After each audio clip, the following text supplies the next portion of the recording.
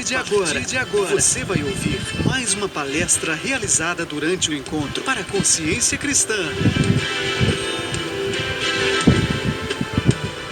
Convido você a abrir a palavra de Deus comigo na segunda carta do apóstolo Paulo a Timóteo, capítulo 4.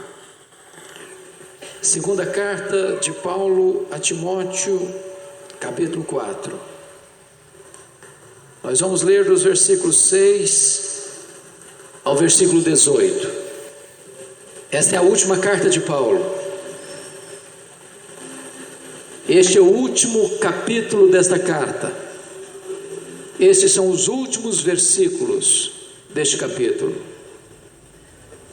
Essas são as últimas palavras do apóstolo antes de caminhar para o martírio. Quanto a mim, já estou sendo oferecido por libação, e o tempo da minha partida é chegado. Combati o bom combate, completei a carreira, guardei a fé. Já agora a coroa da justiça me está guardada, e não apenas a mim, mas a tantos quantos amam a sua vinda.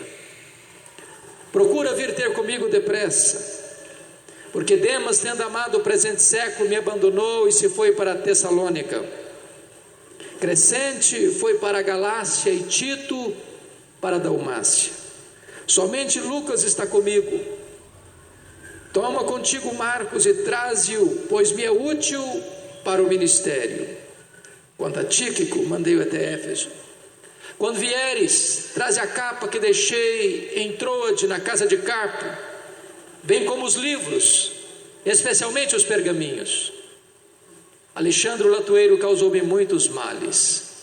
O Senhor lhe dará paga naquele dia. Tu guarda-te também dele, porque resistiu fortemente às nossas palavras. Que isto não lhe seja posto. Que o Senhor lhe dê a paga segundo as suas obras. Na minha primeira defesa, ninguém foi a meu favor, antes todos me abandonaram. Que isso não lhe seja posto em conta. Mas o Senhor me assistiu e me revestiu de forças, para que por meu intermédio a pregação fosse plenamente cumprida, e todos os gentios a ouvissem, e fui libertado da boca do leão. O Senhor me livrará também de toda obra maligna, e me levará salvo para o seu reino celestial. A Ele glória pelos séculos dos séculos. Amém. Eu peço permissão a você para retornar a este texto apenas na conclusão da minha palavra. Eu gostaria hoje de trazer à sua memória uma síntese da história do apóstolo Paulo. Certamente ele foi o maior evangelista, o maior pastor,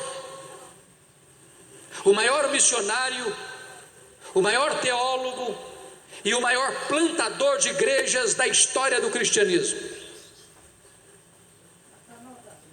Nenhum homem na história da humanidade exerceu tanta influência na cultura ocidental como o apóstolo Paulo.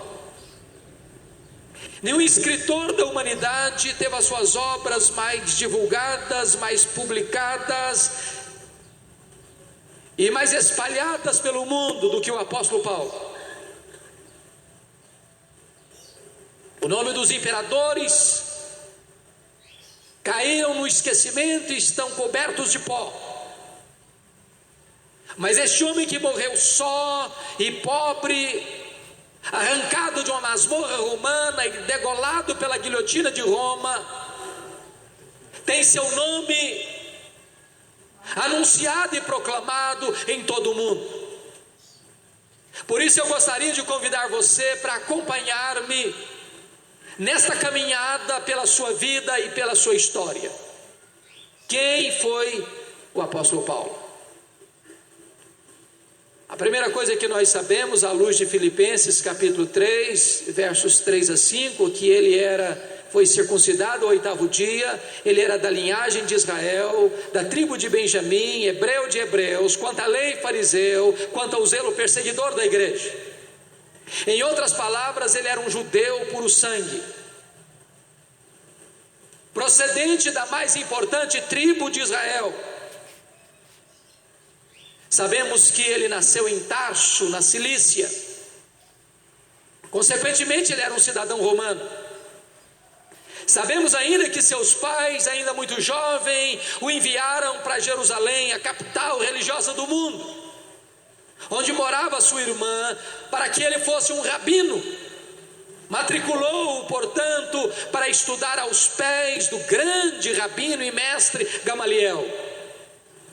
Tornou-se um jovem brilhante, destacou-se dentre os da sua idade,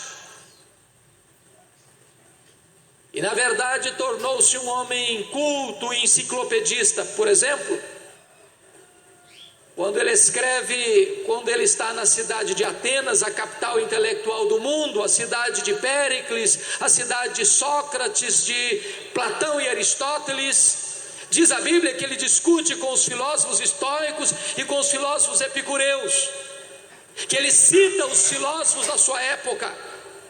Quando ele escreve a sua carta a Tito, ele cita Epimênides, um filósofo do 6º século a.C.